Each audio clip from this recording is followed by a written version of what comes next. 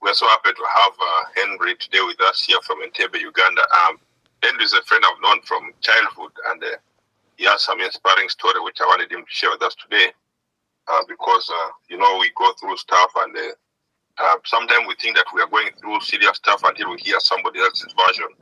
So as we share these stories, we learn something. We learn to be resilient. We learn to be forgiving. We learn to be patient. We learn we get stronger. We are encouraged. So that's why today we asked that Brother Henry may share his story. So my brother Henry, please, you're welcome today. Okay. Hello, everybody. My name's Henry Chiinji from Entebbe. Yes, I've grown up with Elder Daniel.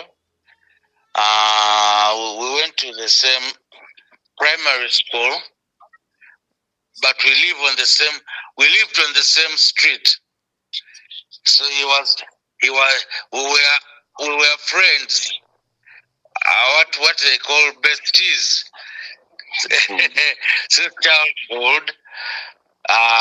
Then in adulthood we went our separate ways, but God was gracious to both of us, and we reconnected around 2 years ago when he was already residing in the US of A. By that time,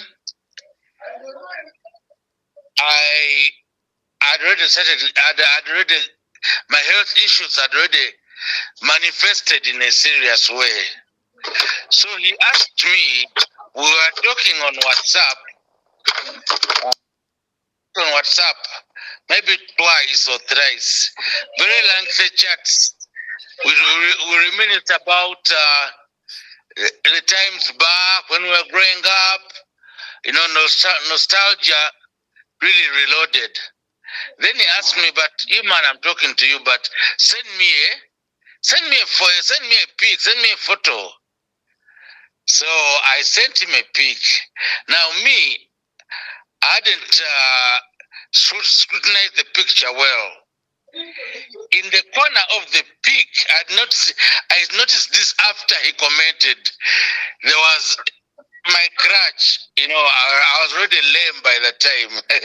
Imagine we hadn't talked for maybe 20 years or something. So there was in the corner. He asked me, "What's that crutch doing there?" In the photo.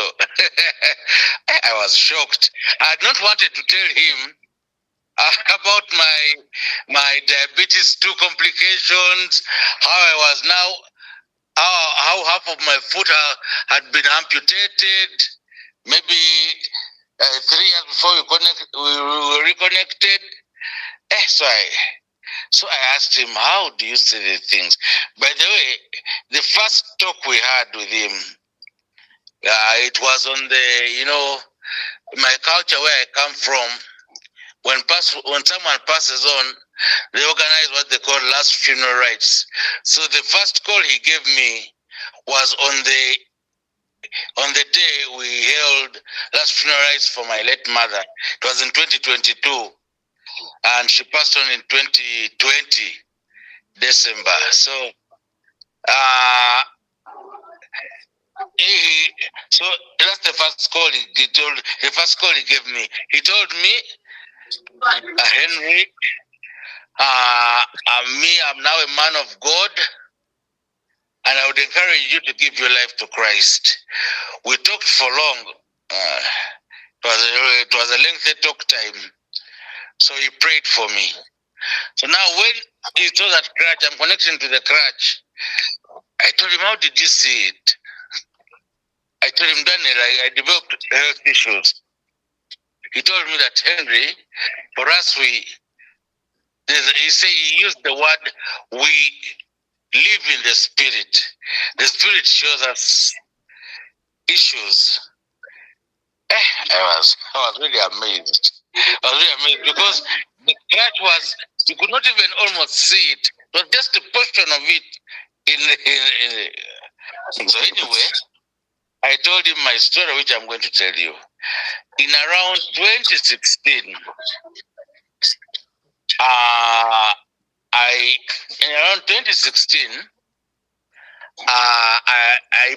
I'm a baker.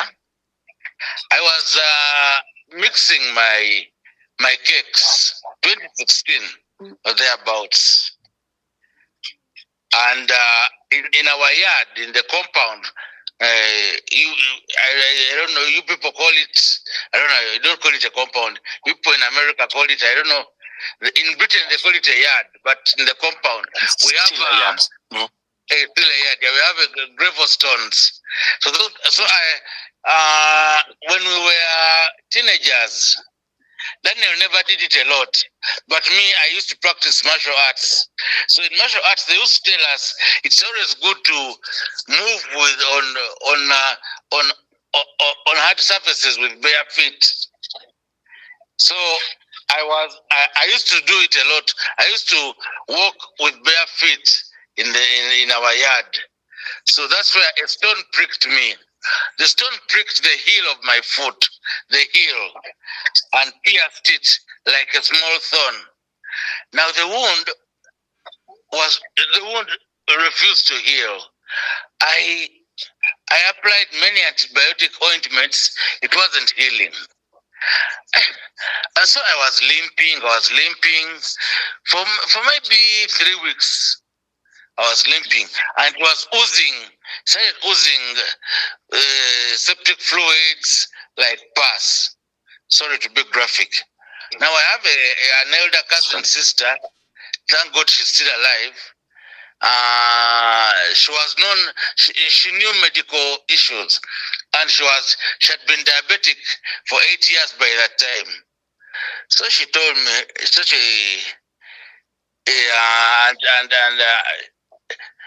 she went to a pharmacy, consulted the pharmacist, and they gave me stronger antibiotics. And I applied them. The wound in the heel started closing, and the pus stopped, and even the foul smell stopped. But immediately under my toes now, further ahead in the foot, I developed another wound on below the small toe. It was like a crack, and it started eating, going from the small toe to the big toe, and it wasn't healing. That's when that cousin sister of mine, she lives in Kampala, I live in Entebbe. So she came back again to visit, like after 2 weeks, and then I told her about this other wound. So she told me, Henry, it's time, because I'm obese. She told me, Henry, I'm now more obese because of immobility. I'm mostly in one place. She told me, Henry, it's time we go and check. You go and do a blood sugar test. But to me, this was preposterous. I found it. I found it almost ludicrous, almost laughable. But all the same, because I respect her. Man, only to check, there's a clinic down, there's a neighborhood, Daniel knows it is called Chitoro. There's a clinic down in the suburb. Only to check, and my blood sugar levels were 19 point something. The lab guy told me that you man, 19 means you are diabetic already. It was around 3 o'clock in the afternoon, and you guys know the tropical heat in Africa and all that. So he told me, you change your lifestyle, start attending the hospital. It's a government hospital called Grade B. He told me that there's a diabetic clinic in Grade B every Wednesday. Start attending. Now, this was music to my ears. So I was in denial. My late father passed on from a combination of diabetes 2 and thyroid cancer. But they diagnosed the diabetes when he was 61. So me here I was even before 45. I said it can't be. In my mind, I always thought that you have to be a senior elder to get maybe diabetes and what. Actually, later on, I'm fast forwarding.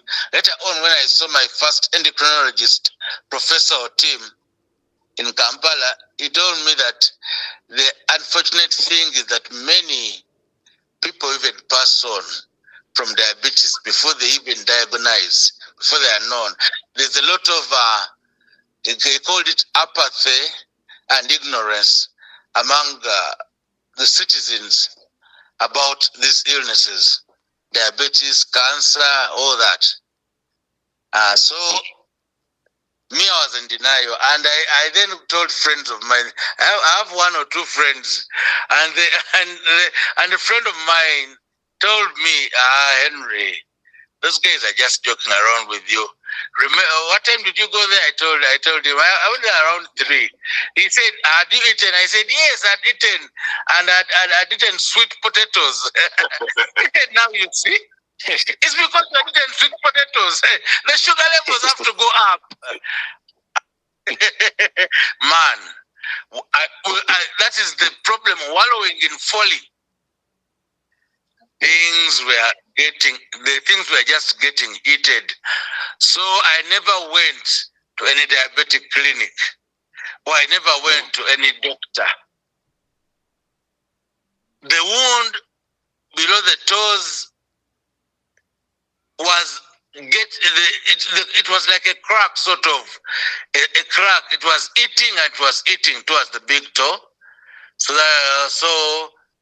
that's when that cousin sister of mine, may God bless her soul, because she really saved my life.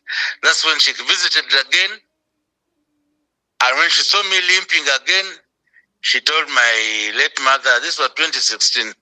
Around 2016, around there, she told my late mother, let me take Henry right now, let him dress. Again, I was mixing my cakes. She told me, stop what you're doing, leave everything, dress up, let's go. It was around 4. Let's go to the clinic in Kampala, to my doctor. So she drove to Kampala. We arrived maybe around 6, sat in the waiting room in the lobby, and then the Professor Tim, came in around 7 something. When my turn came, this is what you guys I'm telling you. He asked me, how the doctors, it's called what? It's called bedside talk, how they chat you up, how are you, and all that.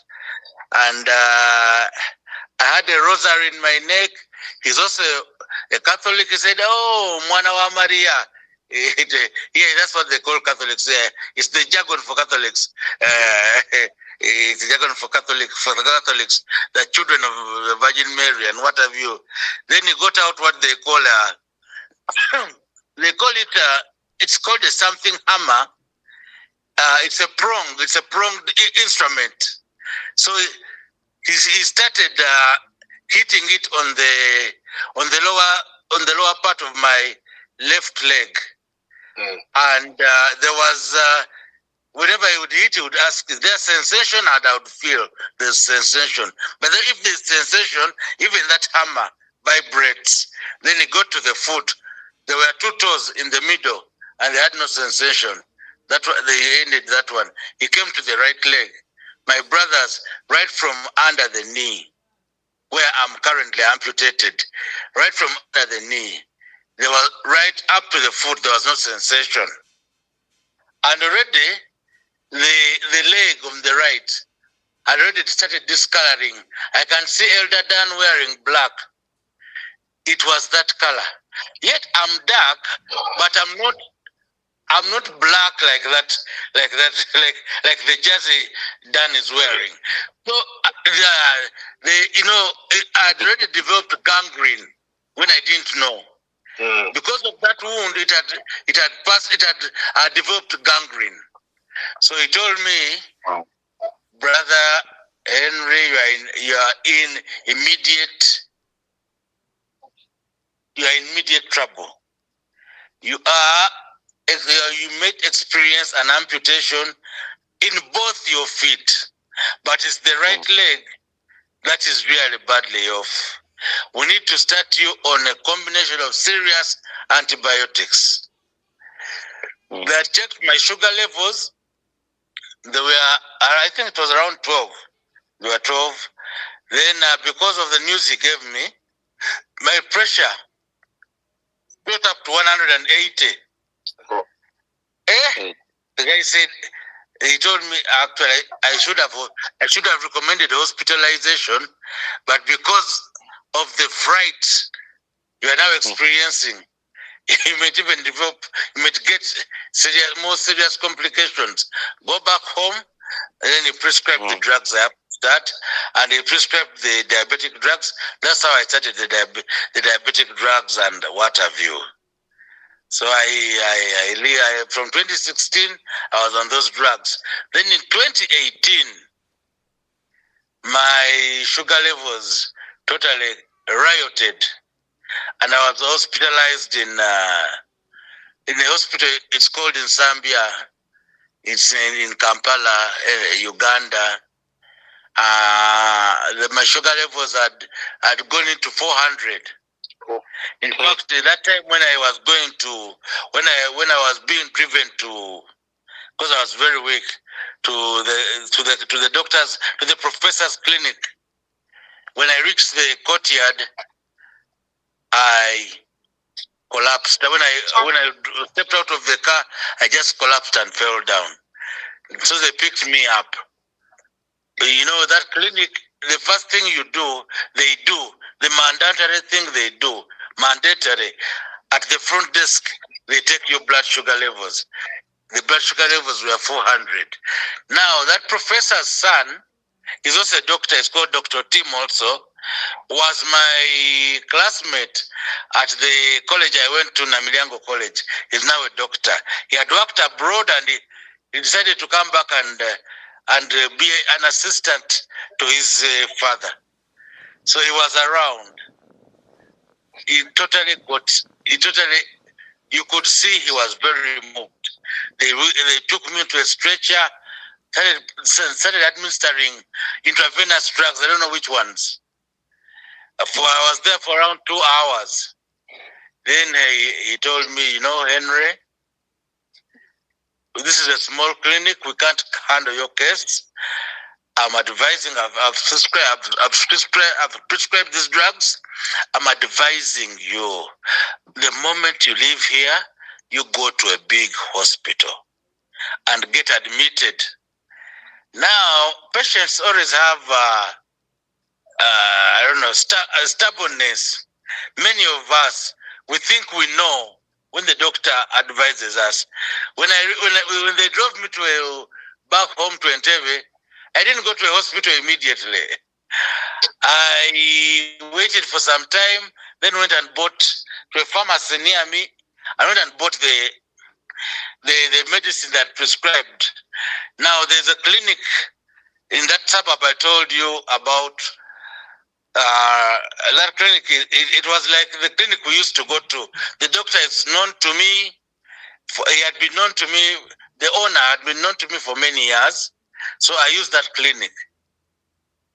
Even if the cash I have on hand is not enough, they let it go and I slowly pay up.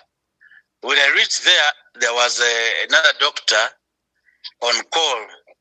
I told him, I need you to administer these drugs to me intravenously as you did 2 years ago. He looked at me. What I had not noticed is that I developed a hiccup and was getting stronger. As I was talking, I was hiccuping. He said, Henry, you are really sick. Henry, right now, go to a hospital and they start handling you from there. I said, I'm not sick. I'm not that sick. I'm not that badly off. He told me, let me call my boss. So he called the owner who lived in Kampala at that time. So the doctor, the owner, Dr. Chisamba. So as we talked on phone, and on phone, he could tell that my situation wasn't good. So he knows he knew my late mother, and I have another auntie of mine. She's a retired nurse.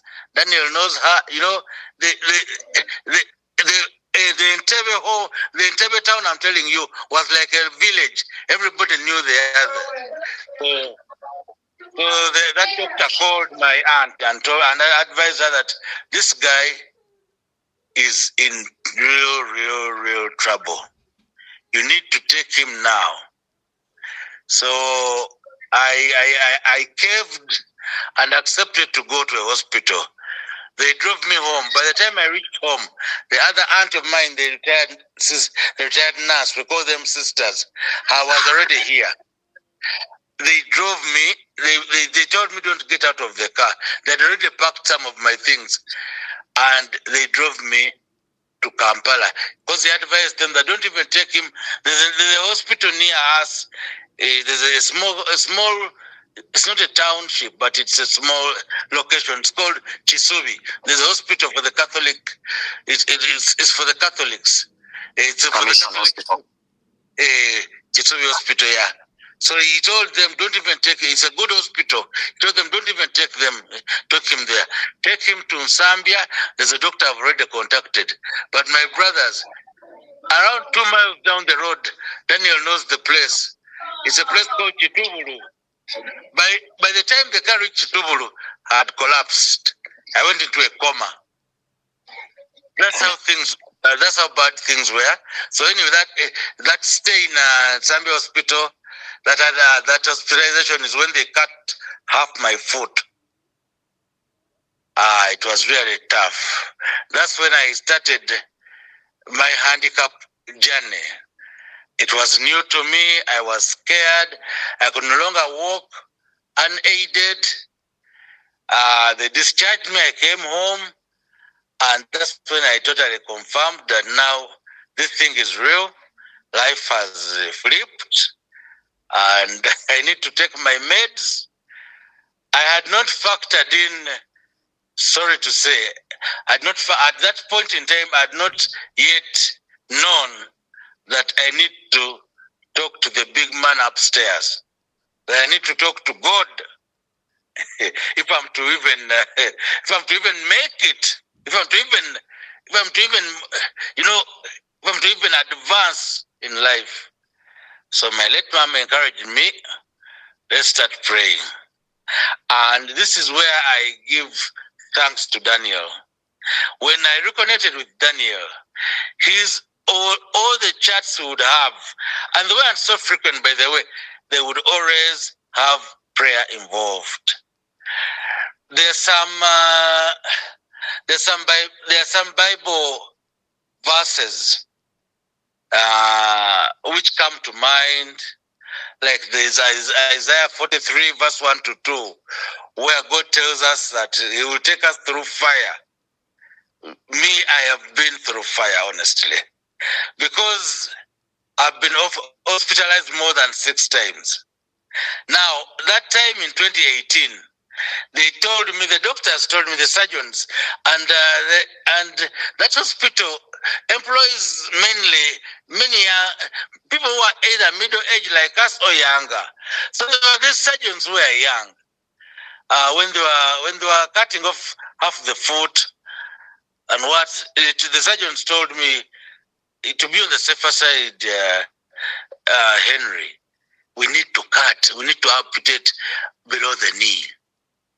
I said, below the knee? You guys, are you serious? Below the knee, already this is bad enough. What will below the knee be like? So, I told them, I'll go home and chew on it. So when I came home, my mom was like, below the knee. You know, we had lost our dad. By that time, we had lost our dad maybe, because he passed on in 2009. a while back, but we went through a lot, a very serious trauma handling his illness. He really passed out in a lot of pain. He really passed on in a lot of pain. It really shook us, and we had not yet recovered from that years later.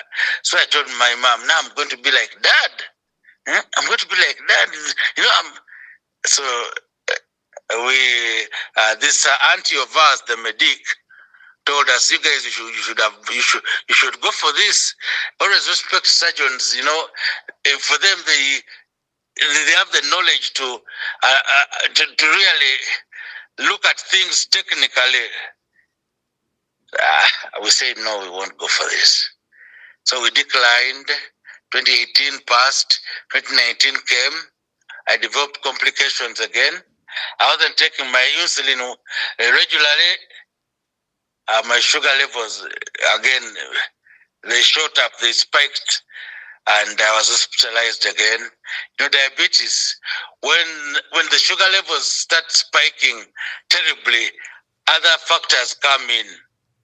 You develop serious loose bowel, whatever you eat just goes through. Sometimes you develop nausea. You know, you become weak. Yes, that's diabetes too for you. So they hospitalized me again.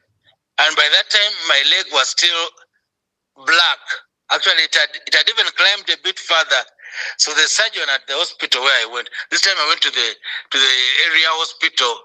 It's called grade B. They admitted me into the surgeon. There's a ward, the surgery ward, for those who are going to be operated on.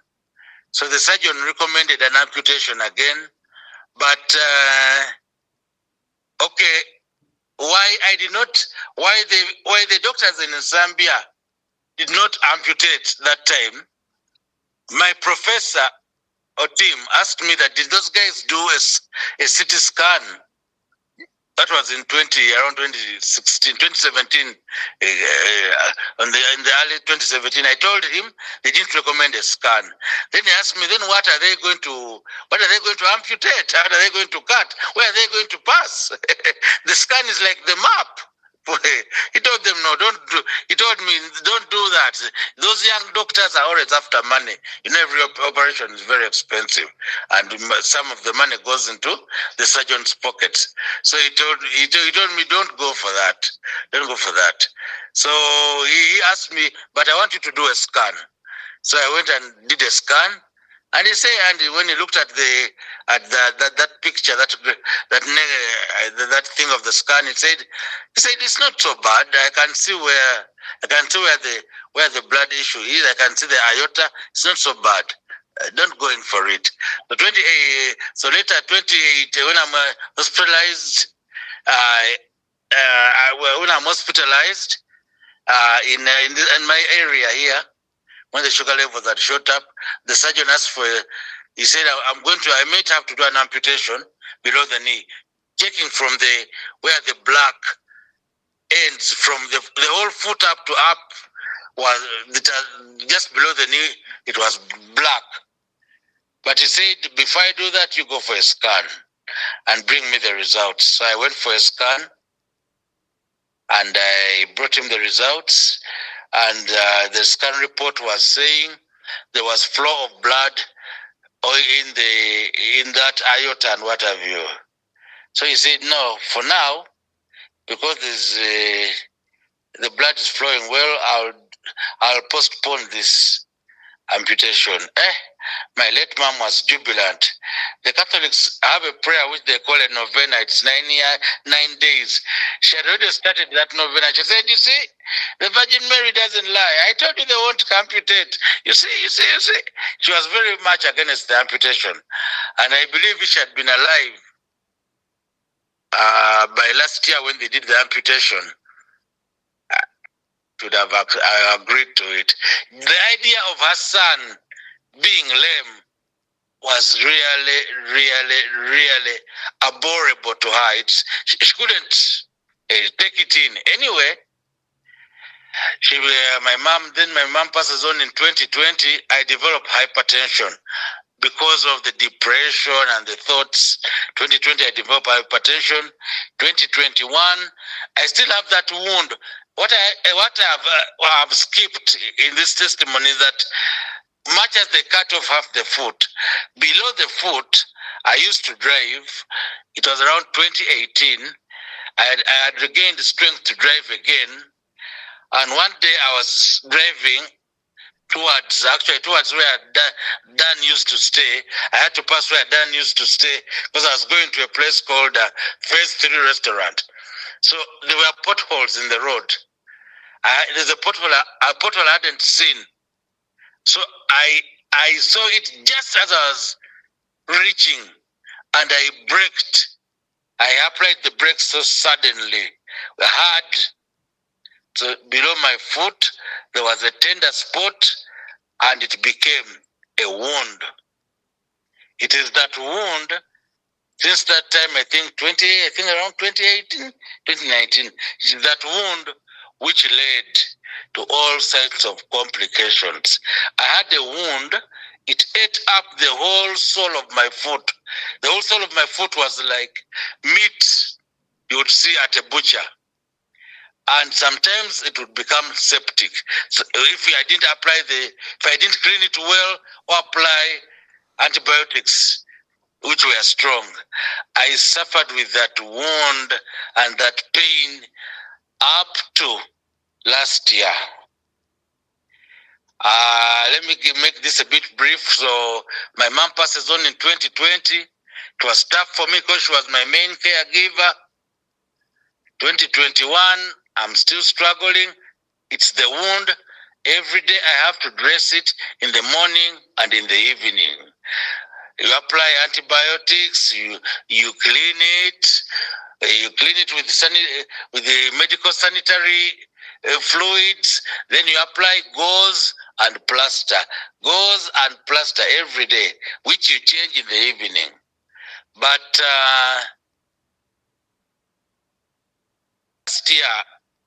early last year, it became really septic. It was really smelling bad. You know, this gangrene makes your body just like the butcher. Just because you guys where you live, your meat is really clean. But if you come to these tropical lands where sometimes the meat at the butcher has flies, you know, swarming around it, that's what you wound. When you develop gangrene and you don't treat the wound well, that's what happens. So early last year, it became septic again, and that's when my auntie told me, because now she's my caregiver, she told me, Henry, we need to visit a surgeon. There's a surgeon who stays in Entebbe, and is acquainted to me, to our family, but a friend to my aunt's family. Dr. Mutiaba, we went there. I had to go with my earlier CT scans, but they were not relevant. A CT scan is mainly relevant for 2 to 3 weeks. After that, it's no longer relevant because anything could have happened. But I went with them and medical notes. He examined them, then he examined the wound. Then he told me, I will need you to do another scan for me and bring me the results. So I went. This was really timely. God is really good. It was timely for me to do the scan at that time. Why? At that time, when the results came, they showed that the aorta artery was closing in. It was thinning. The medical guys call it calcification of the aorta. The aorta had developed calcium deposits. These calcium deposits they are bone like particles, and they clog that vessel, so it becomes narrower. So that means with the time the whole foot is going to rot, because if there's no blood supply to that part of the area, the flesh rots, so he told me the options are two. The first option he gave me is very expensive. Even amputation is expensive, but that one has 3 phases, the one he told me, and every phase is expensive. I believe that's what the surgeons in the developed world where you people live, that's what they do. It has 3 phases. What I remember, one of the phases is called debriding. They get the wound, they kind of like, you people know welding. They weld that flesh, they weld the wound, then the affected area is not cut off, but have to medically, they treat it in a certain way that they shape it, then the debriding is the process. It's a process where they preserve that area with the way they do it with the chemicals and what have you, and you don't get amputated, but it is very expensive. Every stage, there are 3 stages. Every stage is expensive. And he told me, even when we do that, we don't have guarantee that we have done away with the gangrene. We have done away with the gangrene what? With that gangrene bacteria. He told me the second option is amputation. With amputation, we amputate above the affected area where that bacteria, those germs of gangrene have not yet reached. There you are safer. That's what I need the scan for. That's why I needed this scan for. This scan has showed me where I need to pass. And because you are diabetic, there's a way we are going to carry out this surgery because it's a major surgery. I held my breath. I said, okay, doctor, I'll do it. When I got home and told 1 or 2 people, I have a cousin brother. He lives in your parts of the world. He's been there for very long. He's in the health sector also. He lives in Wuban. I've told Danny about him. He's called Brian. Brian had advised me 2 years ago to go for the amputation. But now when he had that I was in for it, there's a gentleman in Uganda. He's an alchemist. He uses tree extracts, plant extract, makes oil out of them. Brian sent me some money. He told me, you go to that guy before you finally commit to the amputation. I go to this gentleman. We call him doctor here, but he's not a medical doctor. He lives in a place called Budo. I know Dan is familiar with Budo. There's even a good, very prominent school there. He told me, don't go in for the amputation. They've already cut off your foot. Now they're going to cut below the knee. The next time they're going to cut in the thigh. Then they might even cut in the stomach. That's how these surgeons are. Don't go in for it. Let's try this Let's try this extract of mine and what have you. I told him, but I'd committed. I'd even made an appointment. So he told me, you give my medicine. Give these extras, you give them 2 weeks. 2 weeks. If there's no change, you go in for the operation. So I gave them 2 weeks. I started even buying more. It went into a month. After a month and a half, the wound starts developing a smell again, and fluids start coming out. I told myself, now we are into this circus again. So I took myself to a clinic down in the suburb. I went there slowly, limping and what. We have what we call borders here. I talked to a very young gentleman. He's a medical assistant. He was in charge of that clinic that evening. He examined my wound and my foot for maybe 20-30 minutes. I arrived there in the evening.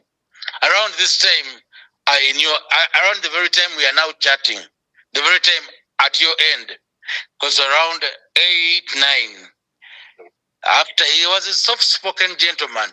There's a way these soft-spoken people, there's a way their points hit home more than people who talk loudly.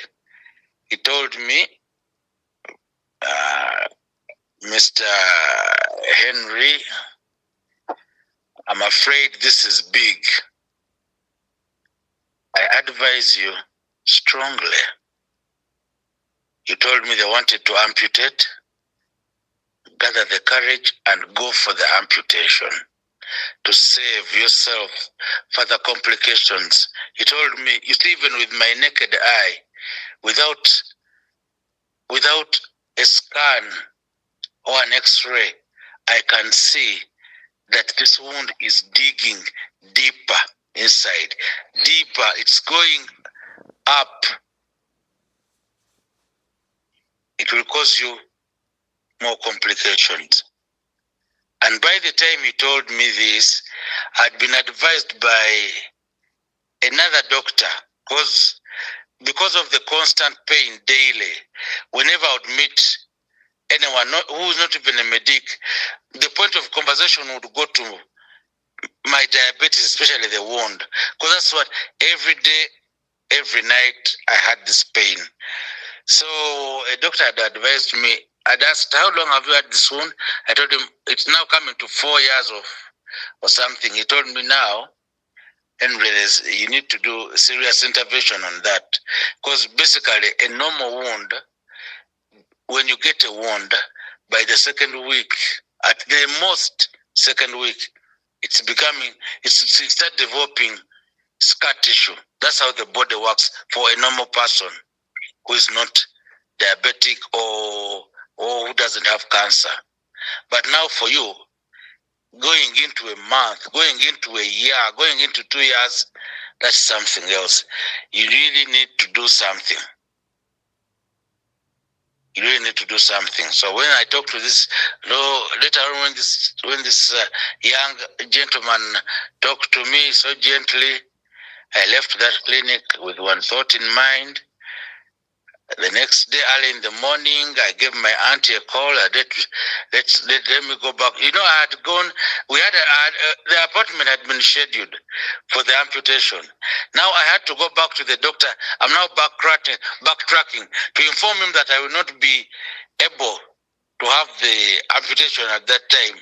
But these surgeons are very prominent people. You don't play around with them because you don't play around with them that way. They might abandon you altogether. So I was advised by a cousin of sorts. Daniel knows him very well. He's a son to that aunt of mine. It's called Samson.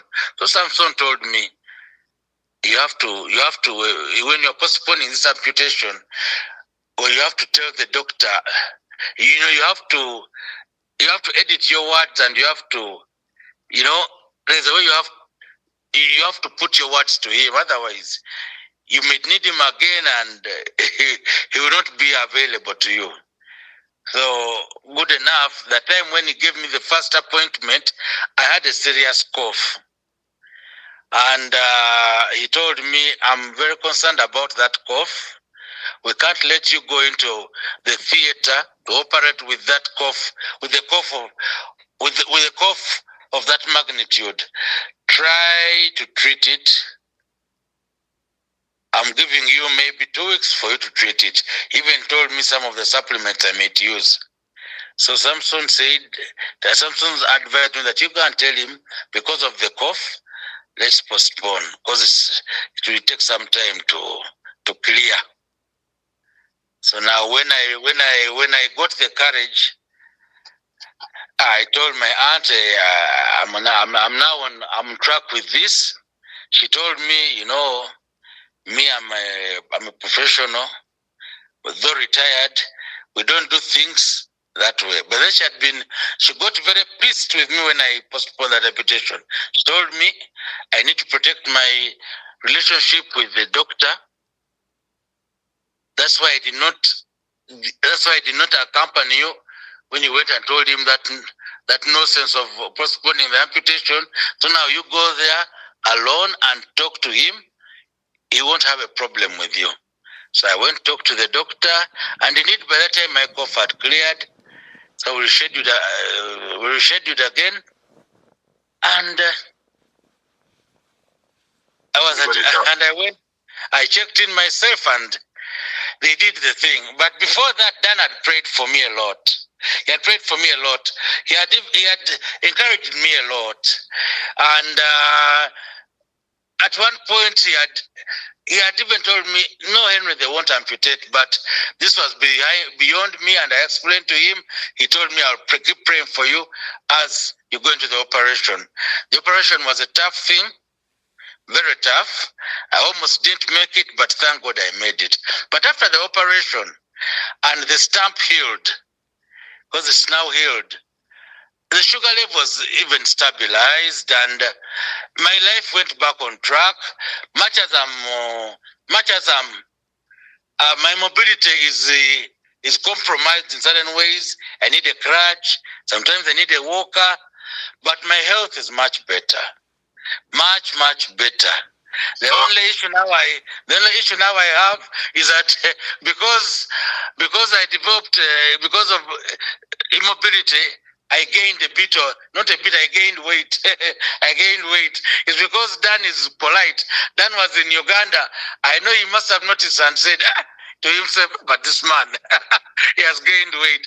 But, through everything, I think through all trials, you need to put God first. Dan has really, not that because he's on this platform, but he has really come in. That is when Dan came to Uganda. Yeah, that's when he came to Uganda, to my home. Yes, yeah. You can't do this without God. Mm-hmm. And there's always a brighter day after a dark day. Years ago, I wouldn't believe that I would be in this state of mind, that my mind would be in this space where I can sleep well, where I can think of new plans, where I can meet people and smile. But I'm now much better, and the glory goes to God.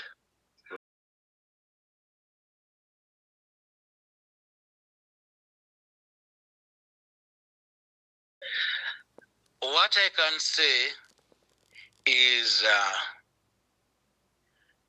you have to believe in yourself. You have to be positive. These are not cliches, but you have to be positive. How? You have to keep thinking about, what they say, take it a day at a time. You take it a day at a time, because at the time in that situation, you can't think beyond 2 days or a week.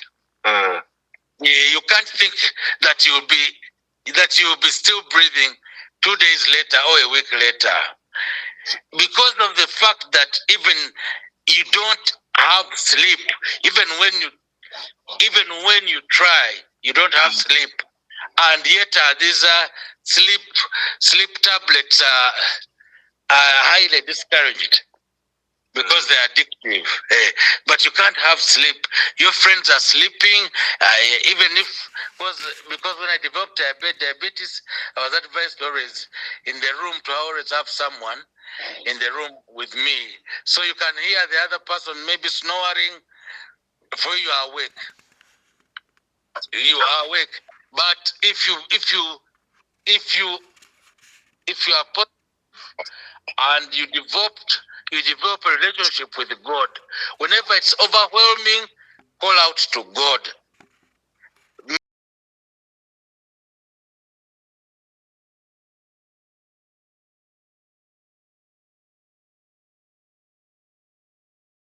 Well, honestly, what I went through, or what I'm going through, you start understanding the power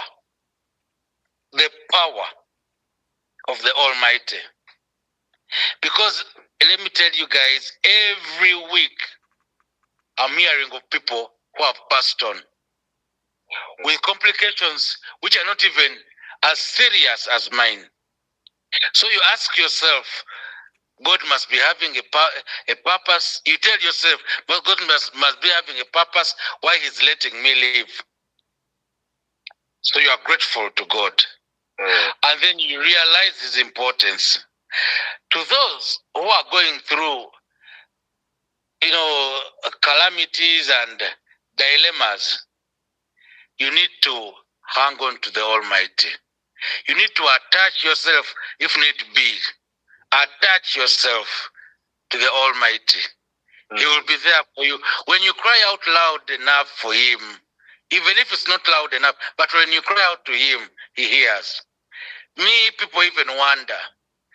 Guys, I lost a brother-in-law early this year. But he got sick so fast.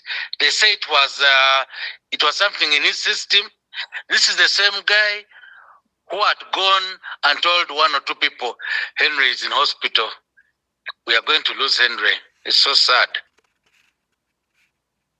We are going to lose Henry. But God works in his own ways. Everybody is shocked. When they saw me at his funeral vigil, what came to everybody's mind is that, this guy is alive. But he was called Mike. May he rest in peace. But Mike is no more. You wonder.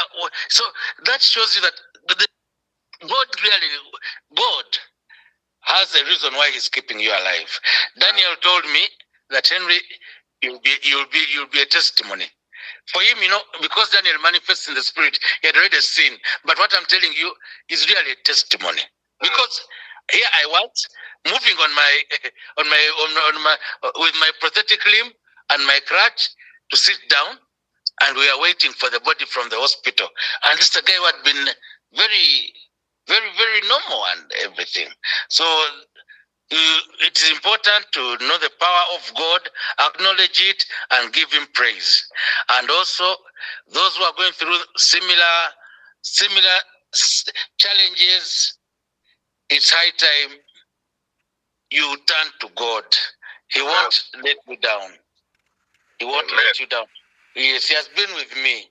Even when I was not praying to him as I do these days, he was looking out after me. Amen. Yeah, it's been a pleasure sharing with Men of Fire.